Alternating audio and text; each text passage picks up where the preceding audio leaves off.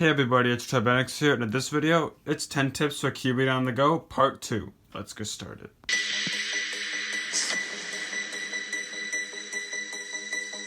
Before we get started, I have a few things to say. 1. The reason I'm making this video is because on the last cubing on the go video, you guys wanted a part 2, and here it is. And 2, I'm making this video because I'm not going to be able to post videos for the next few weeks, so I wanted to give you guys something to keep you guys occupied until I can get the next video out. And before we jump right in, these are not in numerical order. Anyways, let's jump right into this list. Number 10. Bring cubes you don't know how to solve yet.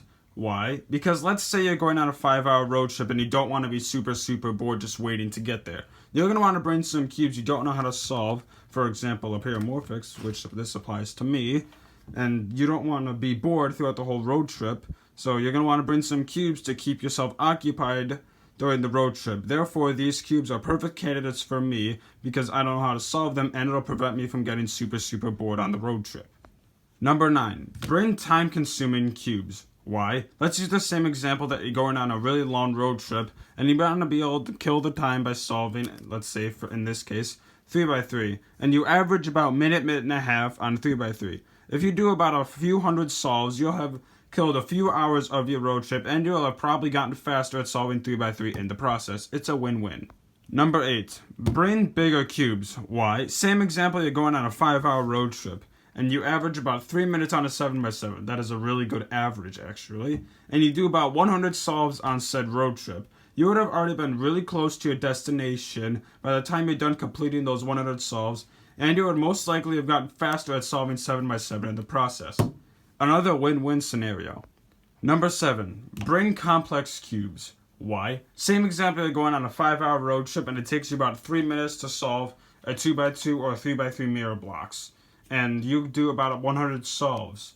That'll be about 5 hours, and you ought to be super close to your destination after completing 100 solves at the 2x2 or 3x3 mirror blocks, and you'll be able to impress all of your friends, showing off how fast you can solve the 2x2 or 3x3 mirror blocks in the process, because you got faster at it.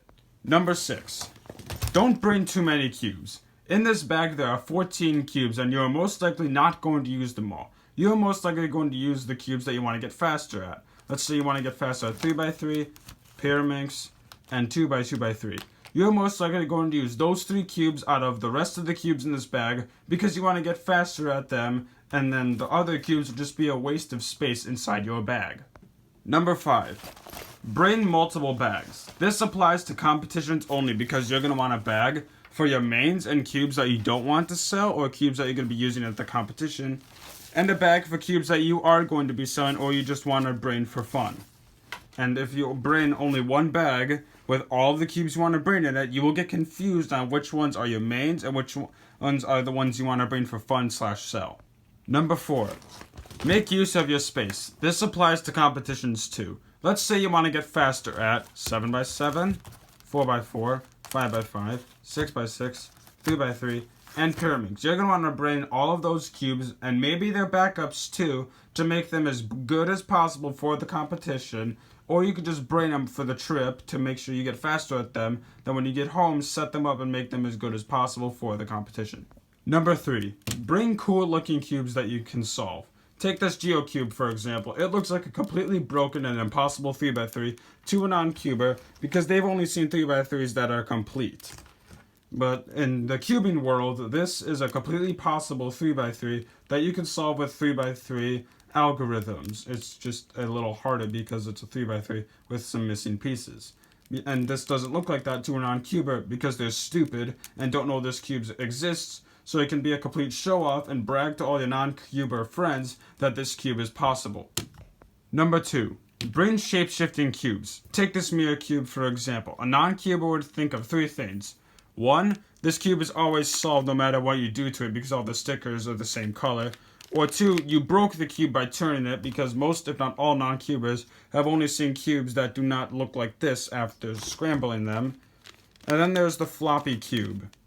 This is a completely different story because you can do stuff like this and they'll think you completely broke the cube by just turning it a few times and like completely messing it up, and that like this cube is the impossible cube because of the floating pieces and the fact that you can do this. Like, they'll think this cube is impossible, like there's no way to solve it, but there is. You just do this. And then they'll think you cheated, then you could brag to them that's how you solve it, and then they'll be like amazed and whatever. Number 1.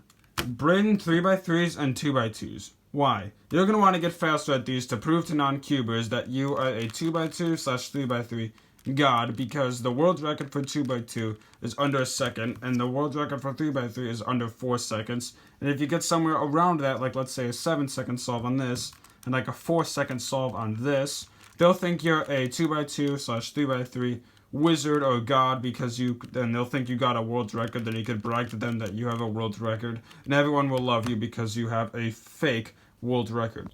Or you could just completely ignore this list and do whatever you want when you're going on vacation. Anyways guys, I hope you enjoyed this video. Make sure to like and subscribe. I'll see you in the next video. Goodbye.